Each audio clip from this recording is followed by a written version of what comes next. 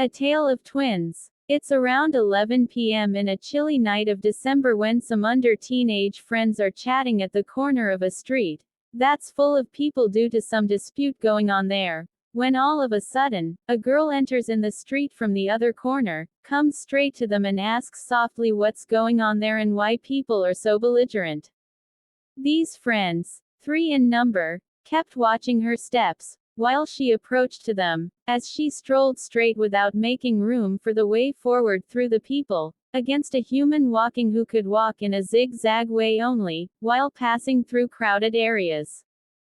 The space in front of her just expanded to make room for her and collapsed behind her when she has passed through that, as if she was made of some other matter or antimatter, as the scientists say, against the normal matter we are aware of in our day-to-day interactions that binds everything together, instead of repelling us, and we do not feel any resisting force while standing close to each other. It became difficult for these friends to stand at a hearing distance from her, to listen what she was talking about, as she was exerting a repelling energy on them and they have to move back a few yards to balance that deterring effect. They assumed she was a spirit girl, as her features were different from the locals and her body full of medieval times jewelry making weird sounds, while walking and her looks burning like a fire. Her handbag, hanging on the right shoulder, emits a mysterious light on touching her freshly styled and hair curls, and getting back to normal on detachment, as if illuminated by some unknown power stored in her locks. Contrary to other spirit girls, she looked quite friendly and invites these fellows to come to her mystic place, sometime, just across the road, where she lives with her mum and dad and a twin sister, Abigail, to witness their superpowers, like abrupt burnings of materials without ignition, teleportation to extreme distances without any visible means, extraordinary reverse jumping of a pet cat who can also sing songs, and if they could spare a few hours a nearby space island may be visited to enjoy parasailing of a different kind of aliens called illuminators, as they are made of light energy. She told her name is Annabelle before disappearing abruptly as a whirlwind moving towards the haunted house. It's a decades-old famous house abandoned by the residents due to frequent scary experiences like resounds of abrupt and crazy giggling from the trees in the backyard and unexpected illuminations through the windows, without any electrical connections there. Those were switched off if a person passes by the house and switched on again when they have moved away, so no one could see what's going on inside the house. It looks some aliens live there whose smokeless whirlwinds could off and on be seen on the rooftop, probably when their gathering is going to start, or to end, generally in the middle of the day when people are having a day dosing, or after midnight when they are in deep sleep. These aliens have been living there for quite a few years now and are well aware of human families settled around. They do not harm people if someone comes across accidentally, nor do they visit their homes so that kids or elders do not feel any antimatter effects they are made of, except the public places, like parks, where some people have witnessed their supernatural powers to appear like a kid or a grown-up person, that could hardly be identified as aliens unless they disappear abruptly leaving no signs behind. It is fascinating to play with them, but no one has defeated them yet in sprinting or reverse jumping that they normally do while playing with kids in human appearances in the nearby park. Parasailing is another sport they may outclass their human counterparts, even if weather is not windy, wherein they don't fear diving down from extraordinary altitudes, like birds. The spirit girl's talk was so thrilling that the next day kids decided to visit her place, after midnight when their parents were in deep sleep, to see the magic of her family. Instead of going there together, they decided to approach the house from 3 different windows so that they could knock only Annabelle's window and not her parents' or twins' window. They saw, in a room, a family sitting on a dining table with mum and dad on one side and 2 twin girls on the other side, so that it was hard for them to recognize who was Annabelle and who was Abigail, the only difference being their shoes and hairbands, with one wearing in black color and the other one dressed up in reds. When the twins' parents saw the kids coming close to the house, they disappeared abruptly, leaving their daughters behind to enjoy some fun time with their guests who have already told them that some kids might be coming to their place this evening. The girls welcomed their friends and told them that some of the magic they will see are just tricks while some are real mysteries. Then they asked them to close their eyes and open up again after a few seconds. The boys do the same and find themselves up on the rooftop. When they open their eyes, where some other kids were also playing on the swings, rising to unimaginable heights on both sides. The boys were excited to see all that and asked to ride on the swings, but they were told that only alien kids could ride on these swings because the passageway is through certain black holes that can propel effortlessly to horizon extremes. This was amazing for the kids, but all they could do was just stand outside and watch the magical swings. The guests, standing at a distance, asked the girls how did they become spirits. The girls said that in medieval times, around 400 AD, they were born in a human family, as twins, in this city, now called as Rome, that was once capital of Roman Empire at the brinks of River Tiber. It was well developed even in medieval times, having good civic facilities, but medical science was not developed much and pandemics were common, causing massive damage to human communities. At that time people used to live within the walled cities, guarded by fortresses, for almost whole of their life, and it was rare to visit some other place or to move out of these towns if a pandemic breaks out, as most of the time they were surrounded by one or the other opponent's army. In one such pandemic our parents passed away when we were just toddlers. This Illuminators couple, we are living with now, then adopted us and raised as their kids, and we call them as Mum and Dad. This was a strange experience for us as, being humans, we couldn't stand close to them and lived in a separate room unless we grew up, and they told us that we need to develop our spiritual strengths through overactivation of senses if we want to see mysteries of the world, cosmic wonders of aliens made of light, and other marvels of nature we hadn't have seen before. While living with this couple we became curious to see these wonders.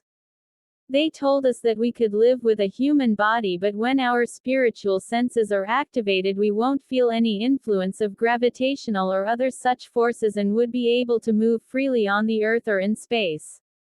That's how we acquired spiritual powers and started doing wonders that normal people can't do. Now our senses are overactivated and we feel possessed by metaphysical strengths and can fly anywhere in the universe without any resistance. We could never imagine that we will have that much liberty to move up to the horizons with so much comfort and ease. Now for the last 1.5 millenniums we have been moving all around the cosmos but still keeping our Roman identity. We dress up in medieval age costumes and styles and use the same pottery for infusing our drinks and visit this home, off and on, that was actually our living place at that time. We have seen the glory of this town at its peak when it was capital of the Roman Empire, covering almost half of the world, that collapsed afterwards. Most of the culture we see in Europe now traces its roots back to Roman-style living. Then both Abigail and Annabel stood at a distance from the guests and started their wonders. First of all, Abigail ignited a tiny stone without any matchstick or a lighter. She did that by her fiery looks. The stone kept on burning till vanishing away, leaving no ash behind. This was a strange experience for the kids. They asked the twins how did they do that. Abigail, dressed up in blacks, stepped forward and told them that it was ignition with a sort of high-intensity ultraviolet light that their eyes can emit under super excitation, if similar wavelength of moonlight in that range is matched with the wavelength of emitted from the eyes. Then the girls had a break from the magical tricks and offered a medieval time drink, posca, brewed from vinegar and some juices of kids' choices, followed by a popular pizza and apple pie of that time. When the kids had finished midnight snacks, the girls again started their magic and call in a pet cat, Coco, to do some wonders of her own kind. She was excellent at reverse jumping, camouflaging her skin in differently colored stripes, and could sing like a girl. She displays a marvelous reverse jumping, almost revolving in a circle, and it looked if a rainbow was moving around a hollow space. The boys got stunned at that and asked the girls, how can a cat display such a wonderful reverse jumping? The girls said, don't be impressed. It's just a trick and not a real reverse jumping. When Coco came here, she was camouflaged in a rainbow-colored ribbon wrapped around her body, reflecting visible wavelengths of moonlight that your eyes can appreciate. She did reverse jumping just once to unwind the wrapped ribbon that's moving now in a circle using its stored energy while Coco is standing behind you. When she moved through your legs, you couldn't see her because she reflects certain wavelengths beyond the visible light. While at your back, she again wrapped herself up in another rainbow ribbon by rolling down on the floor that you may see now. Then the girls asked Coco to sing something before the boys leave for home as a gesture of honor. The girls told their guests that it's a Roman tradition to sing a song to see off the guests. Again, it was astonishing for the kids to see a cat singing like a human being. The boys feel mystified with that and said this one seems to be a real magic as Coco was singing in Abigail's voice. Annabelle told them that Abigail has already sung that song and now they are just listening the echoes of the same while Coco isn't saying more than Maya on that's suppressed in song's echoes, and it looks if Coco is singing this sweet melody. Late in the night, kids wanted to go home before their parents get awake. Annabelle, in red shoes, invited them to come tomorrow to watch some other wonders, like visiting some nearby space island.